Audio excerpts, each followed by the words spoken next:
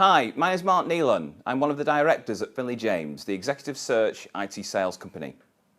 I'm joined today by Johnny Gaskell of LinkedIn, who has very kindly agreed to come along and tell us our top 10 LinkedIn tips. Tip number 1, personal brand. It's important to tell your story on LinkedIn. It's not just a real-time CV. It's important for you to say where you've been, where you're at now, and where you're going potentially in the future. So as well as listing your job title, the key skills, keywords that obviously will help you to show up in relevant searches. It's important for the people that you're communicating with on LinkedIn to get a feel for who you are as an individual, the type of culture that you like to work in. You are a brand as an individual. My next tip is to talk about photos. So a very common mistake and a reason why you may not be approached is because of a poor photo. This could be an incomplete shot, quite grainy, not very good quality, or there could be other people in there.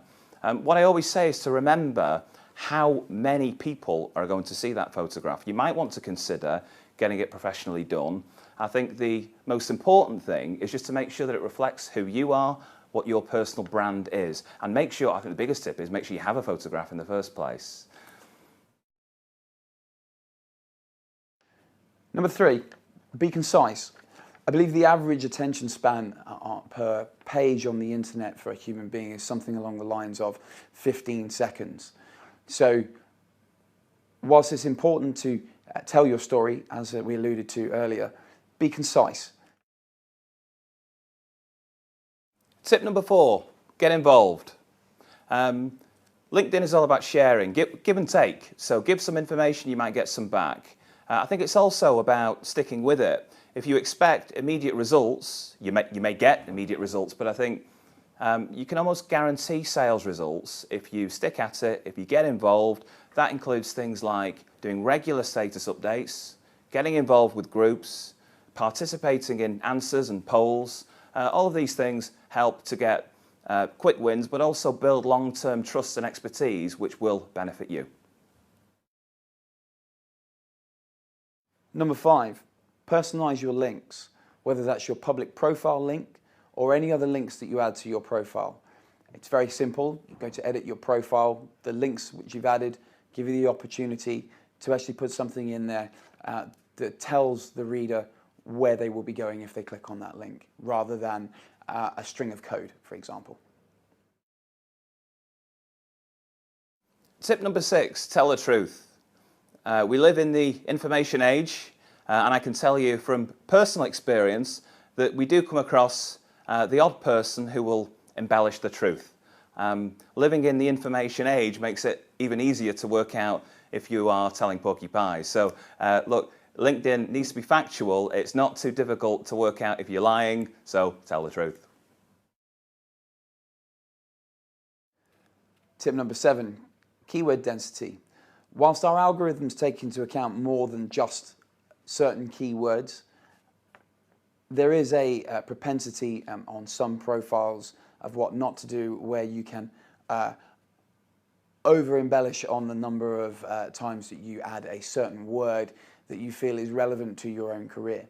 So whilst it's important to have it in there, ensure that you still continue to tell the true bigger picture of what you're doing and have done within past roles. Tip number 8, 100% complete. If you have the opportunity to sell, to put some information out there, why not take it? I've spoken to some of our headhunters who tell me that one of the reasons that they wouldn't make a call would be the fact that the profile is incomplete. LinkedIn offers you the opportunity to share information. A 100% complete profile means that you've done that. Make sure your profile is 100% complete. Tip number 9, get recommendations. Ask for recommendations.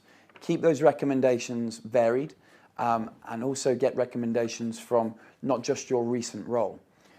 Make sure that if you are functioning and providing a client with a service, that perhaps one recommendation is on the service that the customer service that they received. Another recommendation might be somewhere along the lines of the commercial opportunity that you brokered between that client and yourself. Finally, with recommendations, don't perform something called back-to-back recommendations, which would mean I would recommend you and then you would recommend me. It degrades the whole experience. Tip number 10, skills. Endorsing skills is a relatively new feature. I really like it. I see nothing wrong with giving somebody an endorsement if they deserve it, and I think that increases their perception to other people. It can only help them out. I also like it when people endorse me. So I think skills endorsements are a great way to enforce credibility. Do it, and hopefully you'll get some back.